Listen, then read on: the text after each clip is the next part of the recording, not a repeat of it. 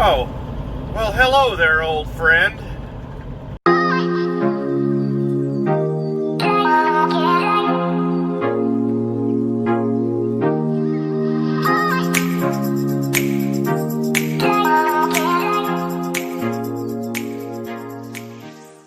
In this video, we're going to be talking about turnover and how to stop it.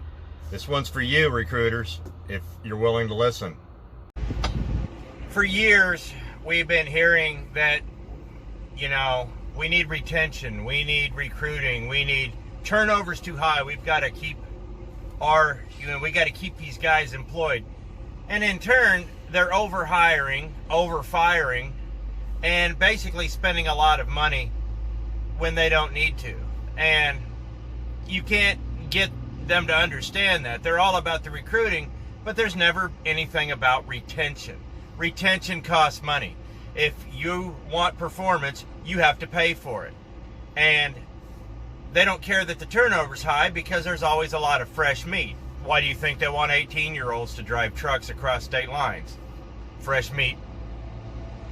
So, me and a bunch of trainers got together and created a very simple plan. Some of it's practical, some of it's not. But we figured, if you're sitting there hiring 30 guys a week for a 600 truck fleet for 50 weeks a year, and in a year, maybe one of those guys is left, let's find that one guy. Let's figure out how to find that one guy so we don't waste our time with these other stooges. So we got together and created a proposal, which I'm going to go over. And there's a reasoning behind a lot of this stuff. Well, we sent the proposal out and all that. We got attaboys, this, that, the other thing, and now consequently, it was all basically ignored. But, that's what it is. Innovation costs money. Proposals cost money. Doing these things costs money. They're not interested in spending any more money than they have to. But if you want performance, you're going to have to pay for it. I mean, with all the money they were spending on training, you think they would have been interested in just hiring one guy instead of 30 at $8,000 a pop. But I guess they just like spending the money. So let's get started. Part of the problem that we were having that we noticed right off the bat was they had laxed their hiring policies. And we said, you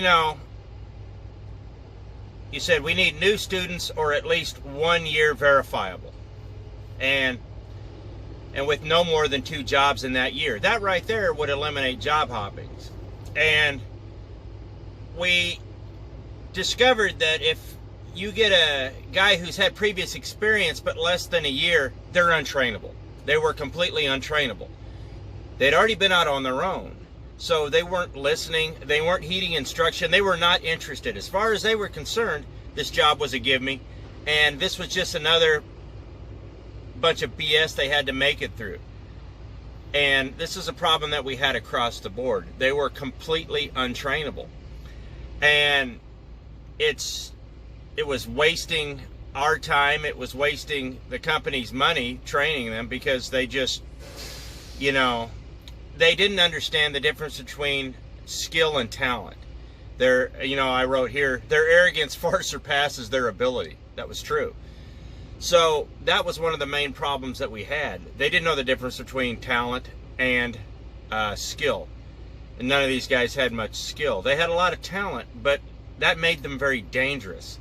And it was really hard to train them. They were just there as a formality in their minds, and they were just unteachable. So that was one problem that we had, and it was a big problem. Another one of the main problems that we had was, while there was training curriculum, there was no standardized way to train it. There was no standard set. We had no way to really, it's like they wanted us to teach the students how to be more independent, and then they tied our hands. But there was no uniform way they tied our hands. It was just, it got really, we couldn't, they needed to know how to use their own fuel cards. They needed to know their own numbers. They needed to know all this stuff, and we weren't allowed to teach that. Even though the curriculum said we needed to teach that, we could not give them practical application. But that's exactly what they needed. And that right there, you know, was one of the big problems, like I said, because there was no standardized training that was followed. It was all in the book. They had everything documented, but as for any application, zero. Big fat goose egg.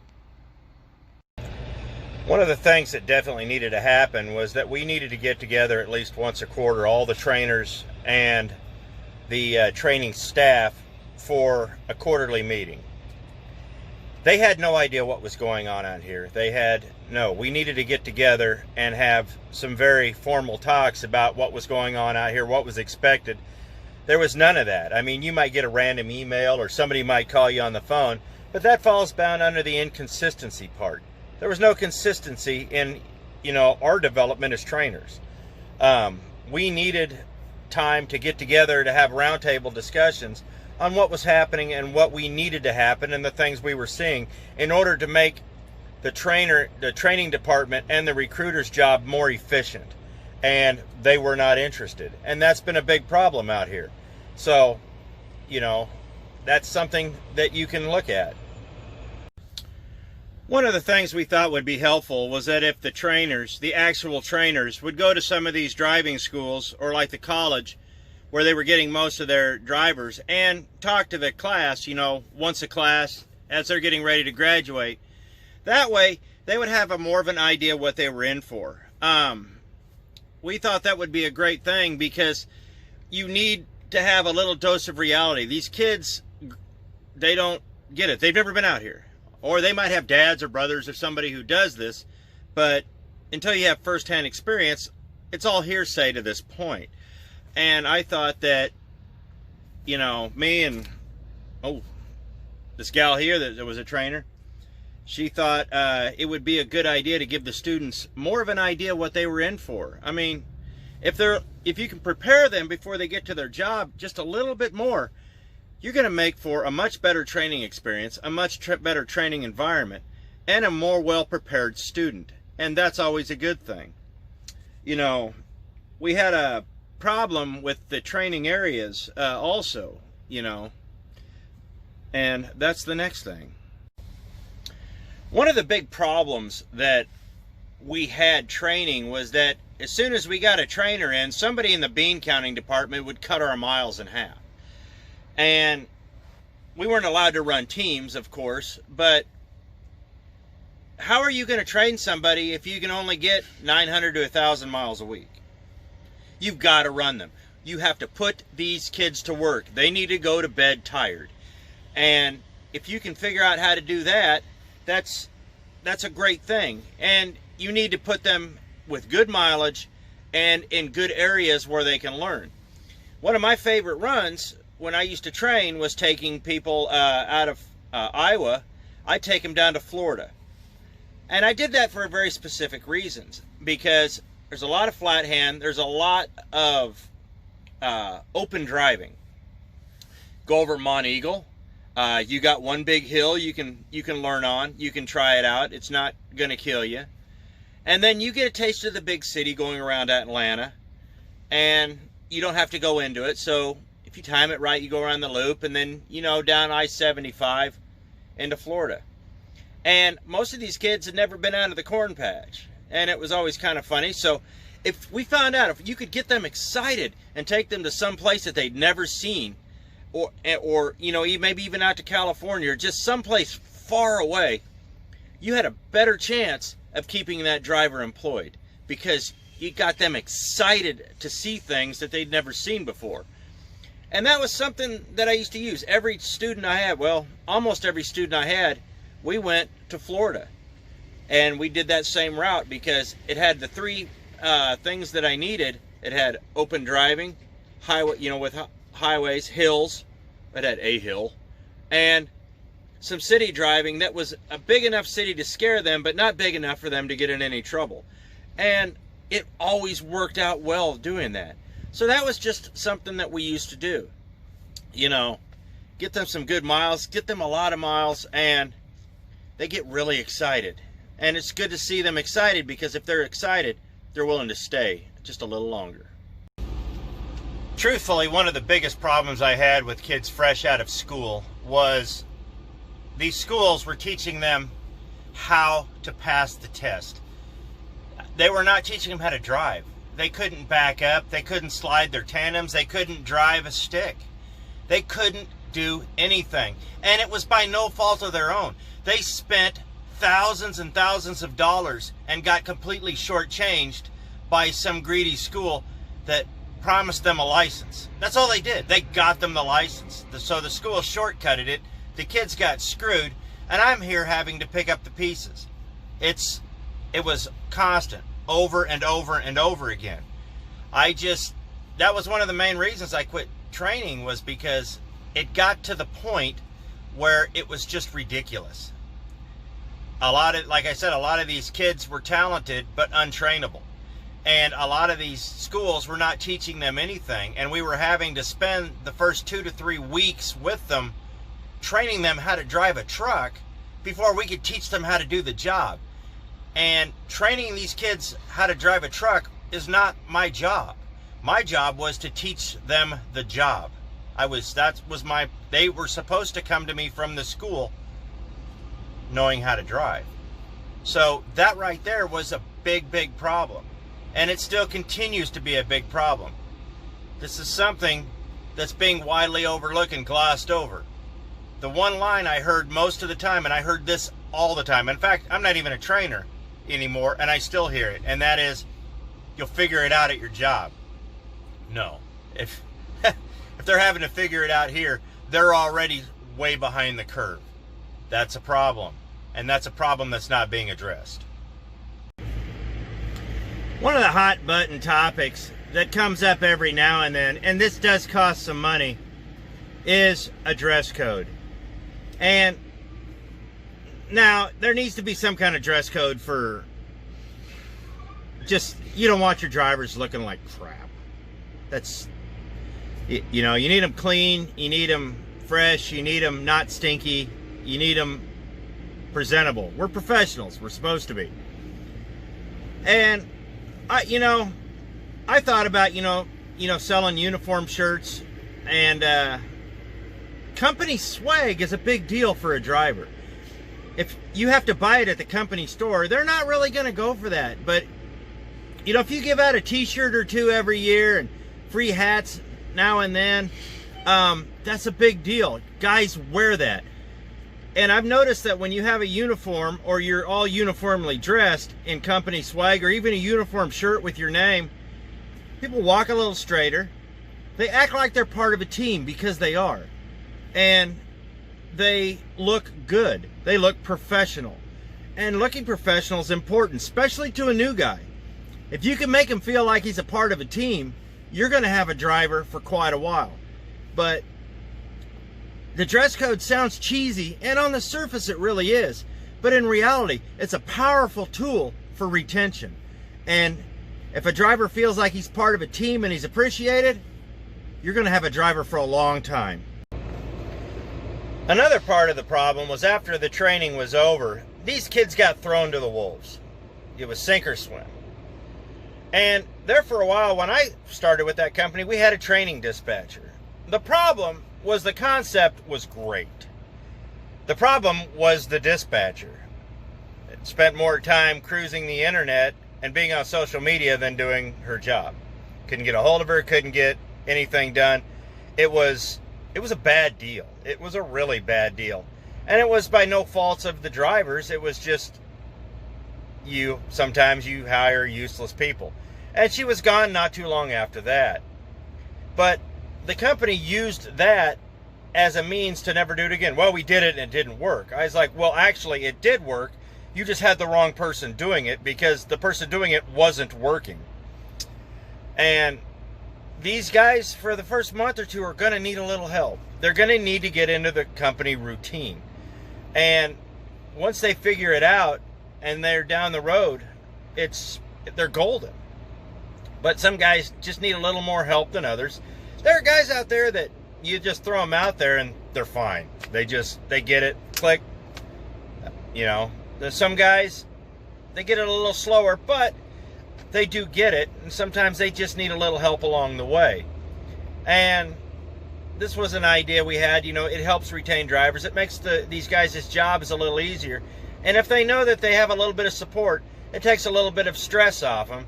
And they don't do as many stupid things, because a driver who doesn't know what he's doing is going to do stupid things. You know the old saying, if you have no idea what you're doing, do it quickly. One of the last things I'm going to talk about is pay. We all want to get paid. These students need to be started off as a good wage. It seems like there's no middle ground. They're either overpaying them way too much, or they're underpaying them by double. And it's more the latter than the former, honestly. But part of the problem we had was that where I was at, they were overpaying the students too much. These guys, at the time, I had 7 years in with the company, and they were starting brand new guys out at 1 cent less than me. Where's the incentive? And when you start people out at that high of a pay scale, and don't get me wrong, it's nice to make good money, and I'm not trying to be mean about it, but you tend to attract the wrong kind of driver if you pay too much. Now, if you put in the paperwork and a guy's diligent and he's willing to read through and say, oh, after training, I bump up 3 cents, and then, you know, after my first year, you know, every quarter I'm bumping up a penny, and in a year he's up to that, you know, where he would have started at anyways, you're going to attract good drivers. If you start them off at a really high wage, all you're attracting is job hoppers. This is where a lot of your turnover comes in. These guys that are chasing pennies, and that's, you know, that's why one of the reasons I said, if he's had more than 2 jobs in a year, don't hire him. You know, I had one student, he'd had 3 or 4 jobs since he got his license, and he'd only had his license like 9 months. And what I discovered was that every time it was time for him to go on his own, he just went home for some kind of family emergency. I think he was terrified of being out here by himself. But he wasn't willing to admit that. And that's a real thing. There's no shame in admitting that. But I digress. You start attracting job hoppers, and it really just cranks up your turnover rate, because these guys will stay a month or two. You know, a lot of these guys won't even last their probation, and next thing you know, the minute the miles drop off, boom, they found a penny somewhere else and they're gone. And you don't need that. Companies don't need that. Companies want guys that are going to stay. But like I said, you have to make the environment to where they will stay. If you'll notice, I'm in my car right now. I swung home, and while I was getting ready to put this thing together, I realized that there was one thing that we didn't talk about, and that's a company's reputation. Reputation has a lot to do with turnover. If you have a bad reputation, you're not going to attract good drivers, and you're not going to attract good freight. If you attract good drivers and you get guys that are on time constantly, you get guys that the customers like, you get professionals, the money will follow. People will pay more to have your service done. If you're sitting there, you know, with bottom of the barrel drivers because they're cheap, like a lot of these guys are, word's going to get around. Not just to the drivers, but it's going to get around to the different customers. This is why performance over profit, playing the long game, is so important. Because if you have a good base of drivers, if you know, that offer you performance, you can charge more to haul the stuff, because people know it's going to be done right. Customers will pay more for performance. It's a proven fact. If you're going to be doing just bottom of the barrel stuff, it's you're going to get what you pay for. And truck drivers aren't stupid. We see reputation is a big deal out here. We don't want to drive for bottom of the barrel companies. Something to think about. Now, let's get back to the final thoughts. And in reality, driver retention is a big problem, because people are more interested in the bottom line. A lot of these bigger companies, they're as long as that trailer's moving, they don't care who drives the truck, and that's a problem. If the driver only stays a month or two, who cares? Those trailers got moved, they didn't have to pay them benefits, and there's somebody else willing to take their place.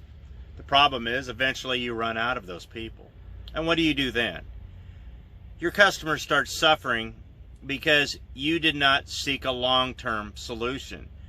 You chose profit over performance. If you get performance, profit comes, but it's more of a long-term thing. It's the long game. Too many people are playing the short game because they don't understand that they're looking at numbers and not people. You know, as long as we keep doing this, we're going to be fine. Yeah, well, what happens when you run out of those things? They don't think that far ahead. That's the problem. But are you going to change their minds? I don't know. I wish I could. I wish people would take things like that I'm saying. I'm not the only one saying these things. There's a lot of people saying these things. But, you know, now I understand that the insurance dictates a lot of who they hire. I've seen a lot of good talent turned away because a guy had a bad day one day. You know, guy had a bad day, couldn't hire him. You know, and guys fresh out of school, they typically have clean driving records and they look good on paper. The problem is they may look good on paper, but they're not good in a truck. And it's a hard thing to train these guys when they're not properly prepared and they have no idea what they're doing. And like I said at the beginning, if you want to stop turnover, quit throwing out a net and getting 30 guys a week for a 600 fleet truck, and really start going out and looking for that one guy who's going to be there in 6 months or a year.